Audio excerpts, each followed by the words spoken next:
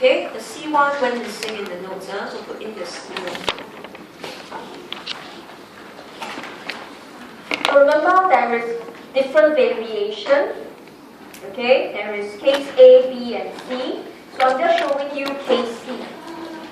So eventually, after I derive many rounds, I tend to memorize either case B or case C.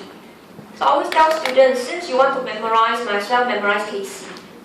Alright, memorize the most complicated one, so when you use it, everything is inside already. Okay, so this is the slope. Okay, so in this case, we want to understand the concept. You could see I briefly discussed in case B and C already. So if C1 were to go up, this is what China wanted. Alright, she wants the people to save less, spend more. And that was not C0. She wanted the C1. Alright, remember your MPC to go up. So what is the implication? Alright, the implication of C1 going up is to tell you that each time, okay, when income goes up, C1Y will increase more. And therefore, okay, increase in AE is larger. Then you have, therefore, a bigger multiplier. Right? So that is the multiplier process. Every time when there's an injection, A bar change, income will change one round first. But C1Y will change many rounds. So if C1 is bigger, the entire process is larger. So we say your economy has a bigger multiplier. Okay, so in this case, what is the effect on income? With a larger change in AE, there will be a larger change in income.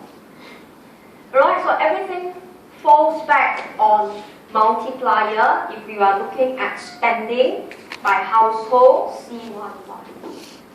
Okay, but if your C1 were to go up, mathematically, this is quite simple. With a minus sign, we know the slope actually drops. Right? So the IS would be steeper. Or should I say more steeper? Flatter. Not steeper. The IS would be flatter.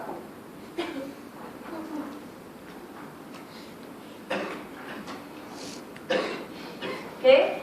Then besides C1, we know firms also play a part. So now if you look at B1, okay, B1 will to drop. Okay, telling us that as income increase, B1Y increase is smaller.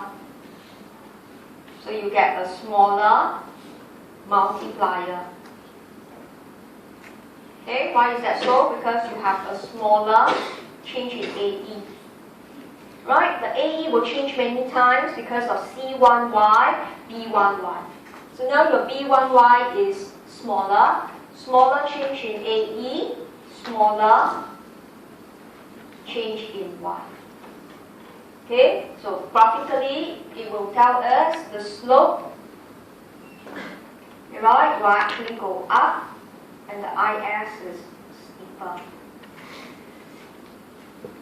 Okay, so for a downward sloping line, if it is flatter, it will have a bigger change in income. If it is steeper, you get a smaller change in income. Okay, so what do you see? I have the maths, I have the analysis, I have the diagram. Right? It cannot say, my equation say B1 went up, the slope when B1 went down, my slope went up, the line is steeper. By doing that, you only get 1 mark. You didn't explain behavior. Right? This is the behavior that firms now will spend lesser out of the income. Therefore, effect on AE is smaller, effect on income is smaller.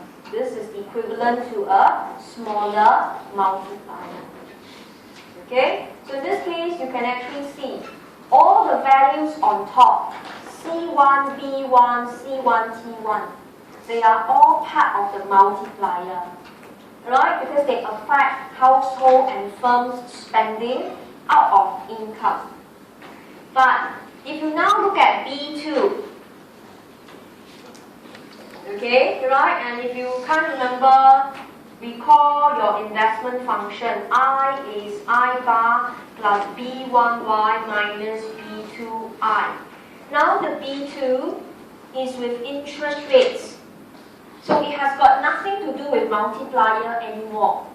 B2 is in front of I. It is the response of the firms towards interest rates. So don't every time memorize everything is multiplier. You must be careful. Okay, so in summary, if you look at the slope, the numerator components are part of the multiplier. But B2 is the denominator. It appears in front of interest rate. It is not associated with multiplier. All it tells us if B2 goes up, okay, I don't have any space now, so I'll write here for you. It just means that now firms are more reactive to interest rates change. Okay, they're more reactive to change in I, therefore change in investment is larger. So it has got nothing to do with income, but they react now to interest rate, the cost of borrowing. Right? So with the same drop in cost of borrowing, firms react more. So if change in I is larger, therefore you could see you also get a larger change in AE.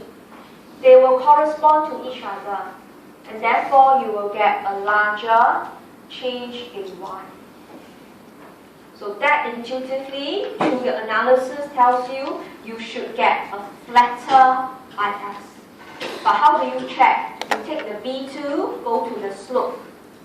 Alright, look at the mathematical method. If B2 goes up, the slope, the value will drop. So it affirms the IS is flatter. Means change in income is larger. Right, so again, I don't memorize, okay, but I look at behavior of household and firms. The first two is their behavior towards income. So that was multiplier. The third one was firm's behavior towards interest rate. Right, so in this case, I can still talk about change in AE, but in this case, only through investment. And change in AE will tell me the effect on change in law. So you can see if you have a good grounding from page 2 to 11, talking about goods market. Right? When you study the IS, it is actually a built-on concept. You cannot straight away study page 12, the IS curve. It's meaningless one. To you, it's just a string of equations, which should not be so.